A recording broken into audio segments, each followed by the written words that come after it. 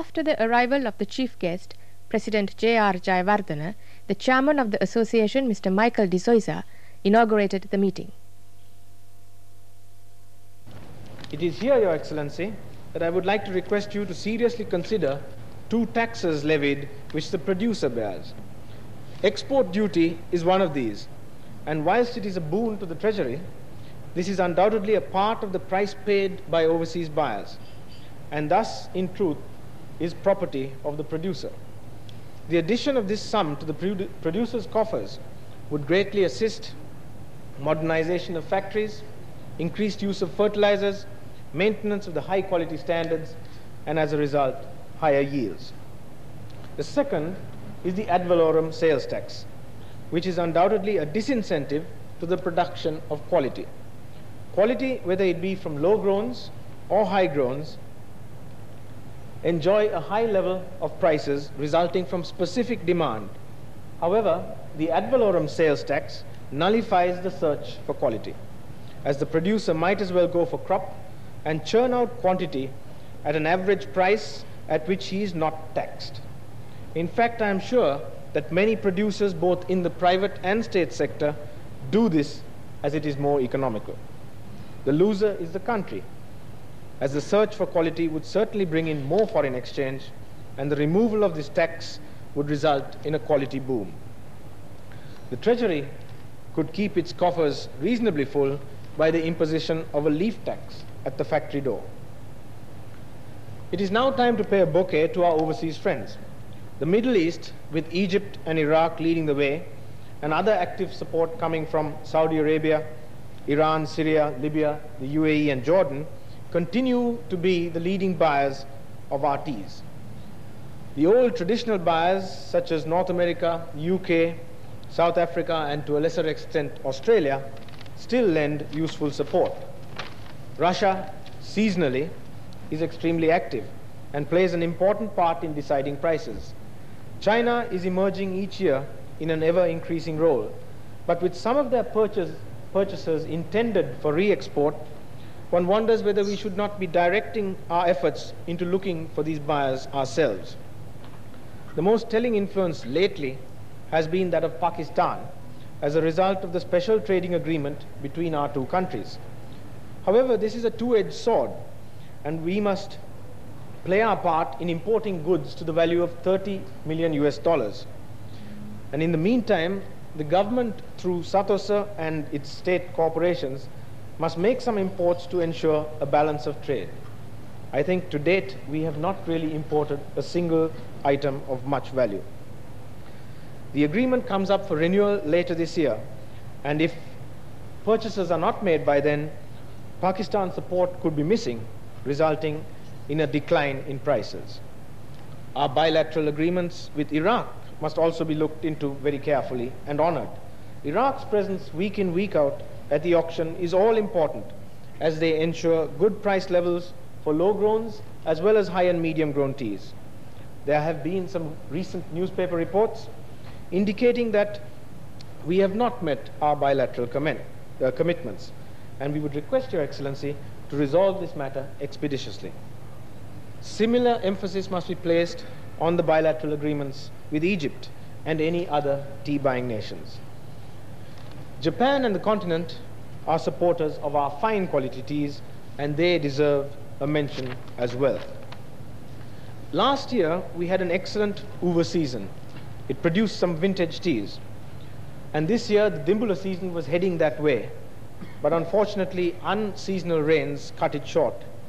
This is an indication that the producers have got their act together, and that Ceylon tea is again at the forefront of quality production.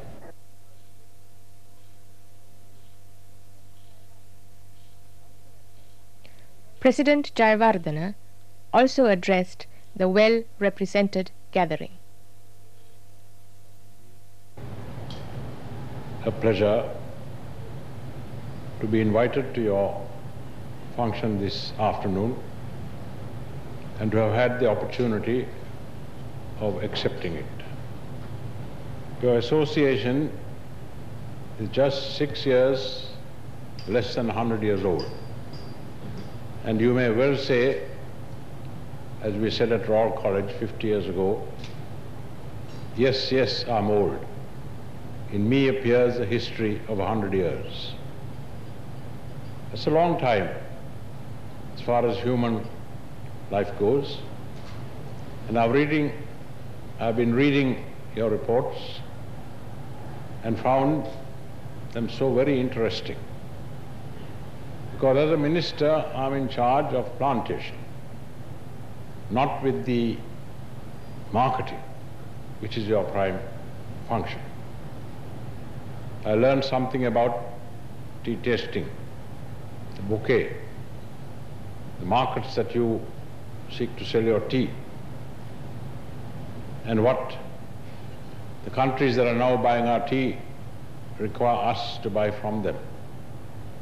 I can assure you that all that you said, Mr. Chairman, will receive the government's earnest consideration, and wherever possible, we'll try and meet your requests. Of course, with regard to taxation, you know there are 2 points of view. Those for whose benefit taxes are imposed always think they do not get enough. Those whose monies are taxed for the benefit of the less rich classes think that we are taking too much. So that is a conflict that the government has to determine, and it's never clearly solved. But certainly what you say with regard to export duties, ad valorem tax, with regard to our bilateral trade with Pakistan, Iran, Iraq, and various other matters you mentioned, have been under consideration, and they will be looked at in the light of what you have stated. As I said, my ministry deals with possibly the largest production of tea, rubber and coconut. And one main fact concerned with them is the employment that it gives.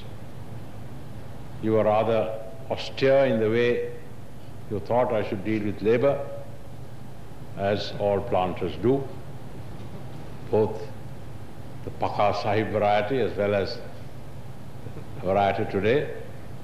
But there is a different approach to that. And you cannot just fling the labor from line to line, from bush to bush, and think that they'll do exactly as we want. We have been increasing their wages, we have been giving them housing, various trade union rights. Now they are entering the provincial councils. For the first time, representatives of the labor classes on the estates are members of the provincial councils in those districts. So Sri Lanka in many ways is, I won't say advancing, is changing, as people all around us are changing.